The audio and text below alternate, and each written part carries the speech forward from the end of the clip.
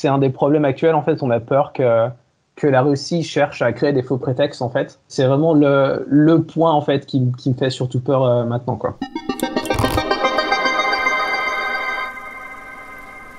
Je vis à Kharkiv, mais depuis hier, en fait, on a choisi avec ma femme de se relocaliser, en fait, pour une petite semaine, histoire de voir au cas où.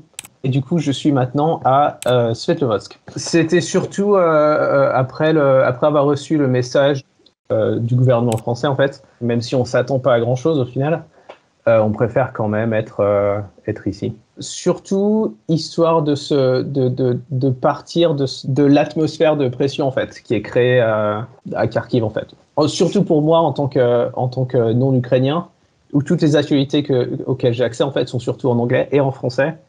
Et c'est vrai que c'est beaucoup plus anxiogène que les actualités locales. Si on prend tout ce qui est les informations que j'ai depuis la France, la guerre est imminente. Si je prends les informations aussi plutôt genre anglo-saxonnes, c'est l'apocalypse arrive en fait. Mais si on se base sur le ressenti des gens ici, sur les gens avec qui je travaille, personne croit à une escalation disons, trop forte. Il n'y a rien qui a vraiment changé, à part beaucoup plus je dirais, de stress, en fait. Juste une atmosphère de, de peut-être. Sûrement pas, il va rien se passer, mais peut-être.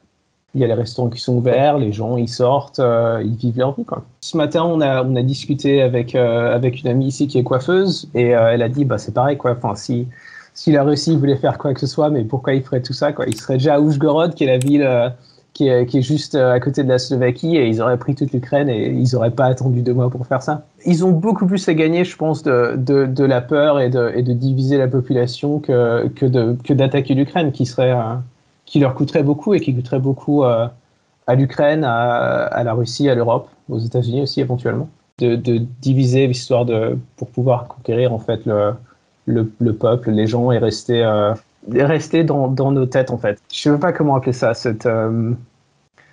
de la Russie qui flex en fait, qui essaie de montrer qu'elle est forte. Un truc qu'on regarde assez régulièrement, c'est le cours de la monnaie. Parce qu'en fait, tu as le cours officiel, et puis en fait, ici en Ukraine, il y a des bureaux de change partout, mais c'est des trucs, c'est pas officiel du tout en fait, c'est pas des banques. Et ce taux d'échange noir, pour moi, s'il commence à descendre, ce serait un premier signe de problème en fait. Et pour l'instant, ça a été super stable, il n'y a pas eu de problème. Ensuite, ce serait genre les réservistes, enfin l'armée de réserve ukrainienne qui soit rappelée. Et je pense que en fait, dans cette discussion sur l'Ukraine, le problème, c'est que l'Ukraine, elle n'a pas du tout de voix dans la discussion internationale sur elle-même, en fait. C'est beaucoup l'alliance anglo-saxonne, c'est beaucoup l'Europe, machin.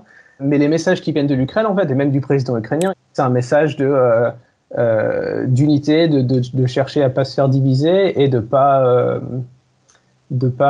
répondre aux provocations, en fait. Et je pense que c'est ça qu'il faut surtout garder en compte et écouter en fait. C'est écouter ce que l'Ukraine dit en fait. Voilà.